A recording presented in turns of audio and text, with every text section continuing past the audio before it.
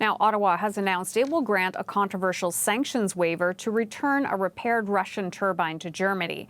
It's needed to maintain operation of the Nord Stream 1 natural gas pipeline from Russia to Germany.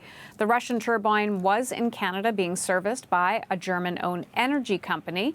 It will be sent to Germany, and then the country will then deliver it to Russia's state-controlled energy supplier, Gazprom. Ottawa says the decision is meant to help Germany, which is trying to wean itself off its heavy reliance on Russian energy. The decision has sparked anger among Ukrainian officials. Also, the Ukrainian-Canadian Congress says they are, quote, deeply disappointed by the Canadian government's decision to bow to Russian blackmail. Journalist Sergio Olmos is tracking the latest from Kyiv.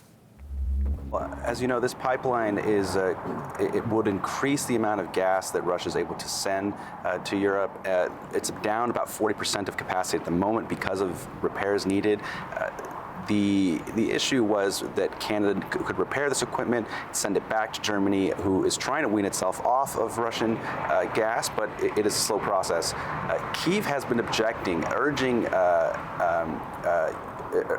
against this decision, saying that Russia is trying to maximize its profit, that it sent a letter last month urging German officials to reconsider their actions, saying that, some of the gas pipelines could go through Ukraine, that doing this would allow Russia to bolster its profits and further pressure the West to kind of make concessions on Ukraine's behalf.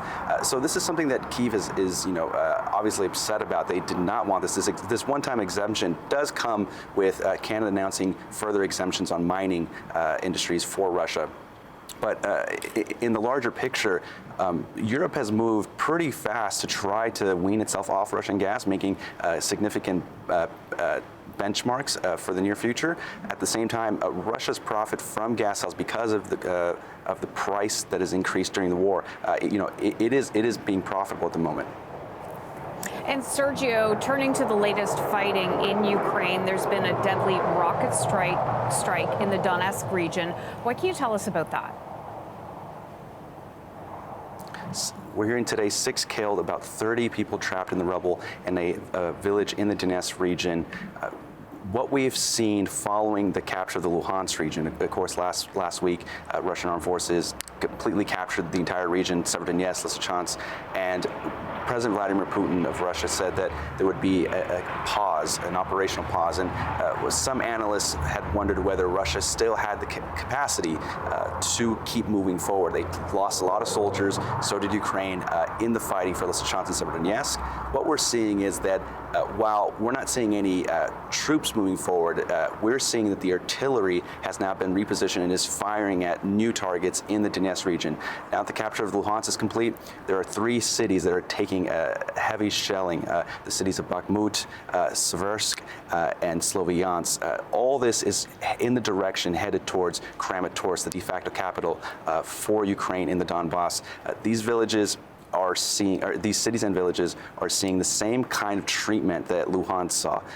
Artillery is firing at all areas of the city. No area is being excluded. City centers, shopping centers, roads, homes, residential buildings today. Residential building where 6 killed and around 30 injured.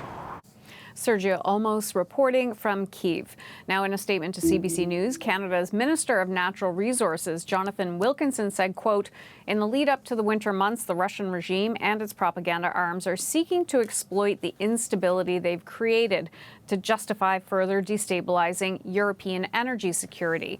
In doing so, he says, President Putin also hopes to sow division amongst allies who have shown unprecedented unity in support of Ukraine. He continues by saying, quote, we cannot allow this to happen.